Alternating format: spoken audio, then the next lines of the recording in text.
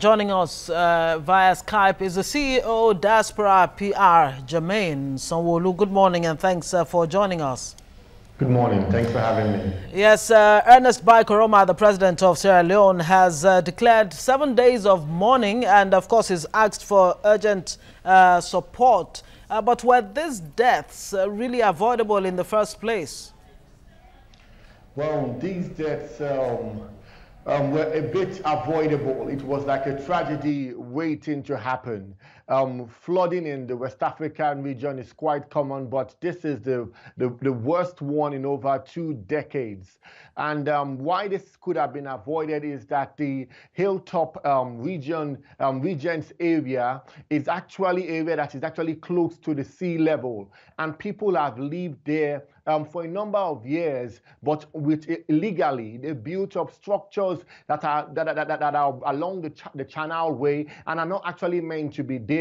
It is an issue of deforestation whereby people have cleared a lot of trees to actually build buildings there, but that has affected the topography and the area because the trees are meant to actually hold the soil together. What we see in that area is that shanty buildings are being built, things made of tin and also made of wood, which can easily be swept away by the flood. So this is a natural disaster, but an human element, which could have avoided a lot of this casualty, should have actually been done so that that area could have been planned better, and humans could actually have stopped this from happening to them.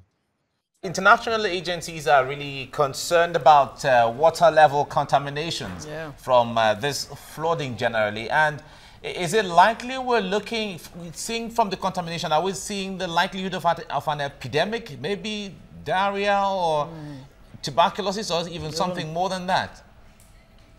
Well, I'm sure there are going to be such situations that will take place in that area in Sierra Leone. Sierra Leone, first of all, especially in Freetown, is a very, very densely populated area of 1 million people, overcrowded. Now, one of the major drainage systems there, which is called the Samba gutter, is actually overflooded, filled with a lot of silt from the mudslide from the Sugar Top Mountain,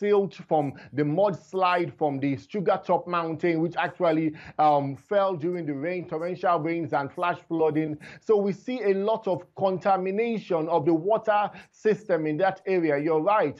And that is because the waste in the Samba gutter is actually flowing into people's houses, flowing into the streets. And you can imagine people have to drink, they have to eat, and over 3,000 people are actually rendered homeless. So you can be sure that there's going to be some form of infection, diarrhea, things that would happen. But hopefully there will be some support from the Red Cross and the government and international organizations to ensure that this is actually averted and actually the rate of infection is actually limited. Of course, this is a country that has gone through a lot of pain. First was the war and then Ebola, and now you have this mudslide tragedy. Of course, the UN has been talking about huge humanitarian efforts that will be required to deal with the impact of the flooding. What do you think can be done immediately so that Sierra Leone can actually go past this tragedy? Well, yes, it is a tragedy. It's not like the Ebola situation that infected over 14,000 people and actually led to the death of close to 4,000 people, according to the Center of Disease Control and Prevention. The Sierra Leonean government has to actually get its acts together, has to ensure that the boots are on ground. I know that they are putting police and they are putting a lot of military personnel on ground, but they have to do more to ensure that, first of all, places like the mortuary that is actually overcrowded right now. Close to 400 people are in the mortuary and they need to do a burial or clear them as soon as possible. There are over 600 people still missing according to the Red Cross. So a lot has to be done when it also comes to taking care of the volunteers, which are regular human beings who have volunteered their time to actually support, but they are not being fed well. They've had 2 days of no food. It is actually dire circumstance. There has to be a lot of relief for over the 3,000 people displaced. Where are they going to live? What are they going to do? There has to be quick action. There has to be massive support from the international community to help Sierra Leone, which has gone through a very, very hard time in this past decade. All right, Jermaine, let's put you on hold a little bit and bring in Foladele to give us a perspective on social media, how people are reacting to this. Fola, good morning. Hi, Fola. Nice to see you. Good morning, guys. Good to see you both. Okay, so let's find out what Nigerians are saying, and of course, people around the world. Fastbad guy says, say a prayer for Sierra Leone. Oluwasi Babanla replied to that and said, let's mind our business, hence pray for our universities against ASU strike. Really? Really? Nikki Haley says, our hearts are broken by the images from the Sierra Leone mudslide. We send our prayers to those who died and still missing loved ones. Sharon Deitch says, Israel sends prayers to, an actual aid too, food assistance for thousands already in place. Name Magbowi says, prayers for Sierra Leone. May God heal this grieving nation. Environmental degradation is dangerous. Climate change is not a fallacy.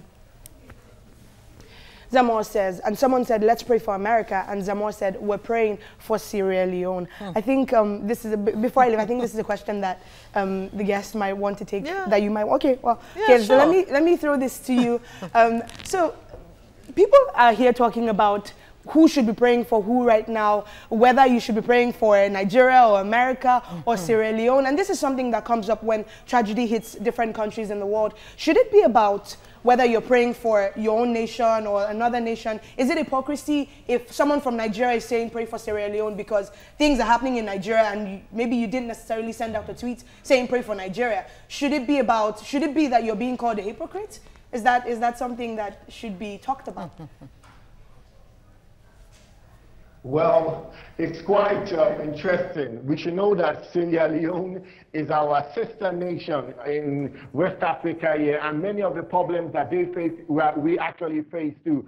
Just a few weeks ago, we had the Lagos flooding that we're seeing, alligators and reptiles coming into people's homes. You see that Sierra Leone is actually in a similar circumstance when it comes to being a coastal city, and also has situations such as a lot of flooding, a lot of deforestation and overpopulation. So we have to come together as a collective, as Africans, to support one another, because what affects one affects the other. And also in Sierra Leone, there are a lot of Nigerians there. We don't know the Nigerian death count there, because we know that Nigerians travel to Sierra Leone and they share the same kind of Creole or Pidgin English. And you know also the jollof rice that has been contested, whose own is better.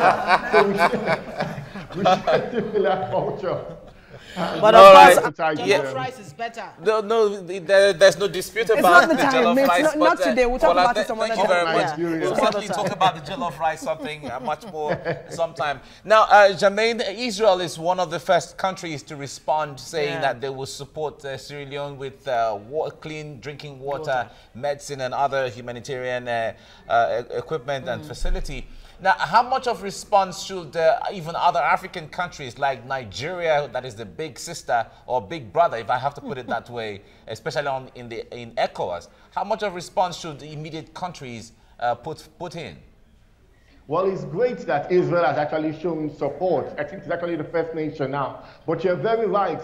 What is the African Union doing? What is Nigeria doing to actually show support or actually send relief or even military personnel to actually go and support them in their area when it comes to clearing the land and also rebuilding the community and supporting lives? There has to be a lot done by the African Union, and especially our West African sisters such as Ghana, Togo, and Nigeria. We need to send emissaries, we need to send people there, charity workers, NGOs could actually rise up and say, you know what, they want to reach out to Sierra Leoneans and actually ensure that their suffering is limited.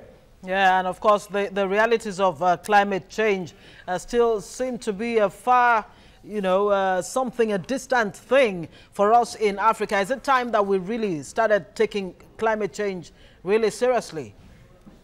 Yes, you're very correct. We need to take climate change very, very seriously, with the rising sea levels and the melting of the caps and all that in the North Pole. There's a lot of water coming down, a lot of flash flooding, torrential rains that are actually affecting West African countries. But most especially, we need to plan in advance, because some of these things that I said earlier could be averted. We need to look at the topography of the areas that we decide to live.